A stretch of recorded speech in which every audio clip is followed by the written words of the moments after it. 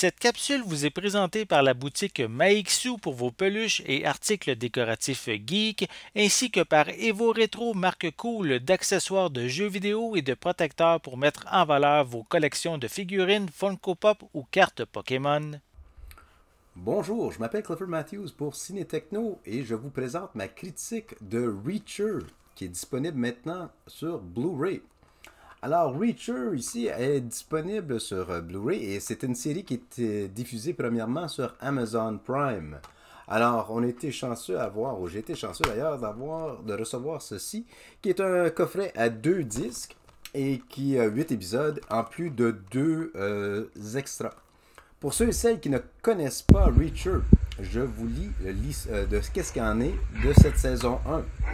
Alors, lorsque Jack Reacher, qui est un officier de la police militaire à la retraite, est arrêté pour un meurtre qu'il n'a pas commis, il se retrouve au centre d'une conspiration funeste où polluent des flics corrompus, des hommes d'affaires louches et des policiers un peu intrigants. Avec rien d'autre que sa débrouillardise, il doit découvrir ce qui se trame à Margrave, qui se retrouve dans l'État de Géorgie. Et puis, la première saison de Reacher est inspirée du best-seller de Lee Child, qui se nomme Du fond de l'abîme. Alors, le livre de Lee Child, c'est justement celui-ci. Et puis, avec le coffret de la saison 1, on a deux extras et qui puisse nous permettre d'aller plus en détail de qu'est-ce qui s'est passé derrière la merveilleuse saison 1.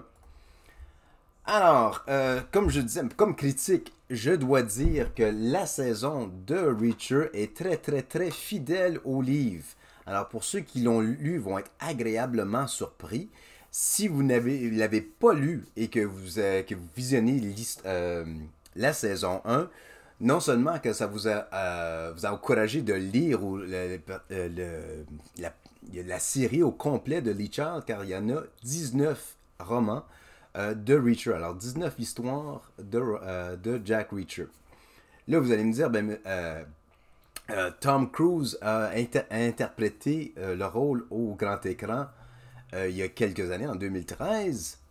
Et puis, oui, c'est le même personnage, mais disons que cette fois-ci, Alan Rickman, voyons, j'ai son nom ici, donnez-moi 2 petites secondes. Alan Ritchson, pardon, interprète bien le personnage de Lee Child parce qu'il présente comme un homme colosse de 6 pieds 5, 230 livres, et lorsque vous allez le voir à l'écran, c'est un armoire à glace sur pattes un peu plus intimidant que Tom Cruise. Tom Cruise, malheureusement, n'est pas le même homme ou n'a même pas la même stature au point de vue comparativement à Alan Ritchson. Alors, comme j'ai mentionné, Reacher, ça arrive à Margrave, il se fait arrêter avec sa débrouillardise d'affaires du genre, doit non seulement prouver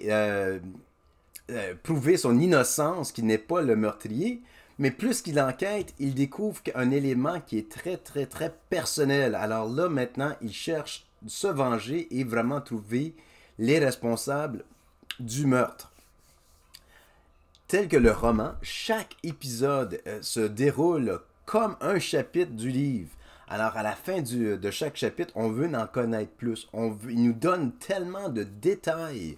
Et puis, il donne de l'eau à la bouche à la fin pour savoir la suite des événements. Et dans l'histoire ou dans la série, on voit bien qu'il laisse beaucoup de détails à nos yeux auxquels à la première vue on les voit pas, mais quand on visionne le tout, on voit qu'on peut vraiment faire le lien entre chaque petit détail. Et comme il est si bien dit dans l'histoire, chaque petit détail compte et rien n'est plus vrai que dans cette série. Alors, non seulement que Alan Ritchson est mis en vedette, mais on y retrouve d'autres acteurs connus et peut-être même un peu moins connus. Mais il y a Willa Fitzgerald, Malcolm Goodwin et Bruce McGill. Bruce McGill, vous l'avez sûrement vu dans d'autres films aussi, et puis de petites émissions au petit écran. Ce que j'ai apprécié, je vais commencer avec ce que j'ai moins apprécié de la série, c'est que, comme j'ai mentionné, chaque émission nous salit, nous donne l'eau à la bouche, on veut en connaître plus. Mais si on suit bien chaque émission, la conclusion est un peu décevante parce qu'on peut un peu prédire la fin. Mais ça étant dit, ça en vient satisfaisant pareil. Et aussi, une autre chose, c'est que la fin, on dirait qu'elle aurait pu être tirée à une autre saison. On dirait qu'ils n'ont pas une autre saison, mais une autre émission. Car on dirait qu'ils l'ont trop condensé en une. Ça étant dit, ce que j'ai vraiment, vraiment apprécié de cette série, c'est que c'est énormément fidèle au livre. On peut presque suivre chapitre par chapitre l'histoire en soi.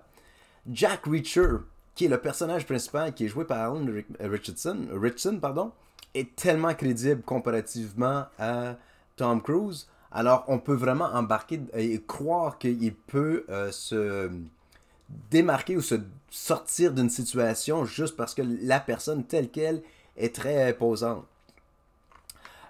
L'édition de chaque émission est tellement bien fait que non seulement que c'est de l'action d'émission à une émission, mais ça nous donne une montagne russe d'émotions de A à Z à chaque série, quoi. À chaque fin de chapitre. C'est violent, oui, c'est graphique, oui, mais c'est pas comme trop, c'est pas over the top, c'est justement assez pour pas se cacher les yeux lors de la série, mais c'est c'est fait pour des spectateurs un petit peu plus âgés, disons que c'est pas fait pour tout le monde. Et moi, personnellement, j'ai très très très hâte à la deuxième saison. En lisant le premier livre, je me suis procuré le deuxième livre en espérance qu'ils vont bel et bien aller à au deuxième roman pour saison 2. Mon nom est Clifford Matthews et pour Ciné Techno, voici ma critique pour Jack Reacher. J'espère que vous allez l'apprécier autant que moi. Merci et à la prochaine!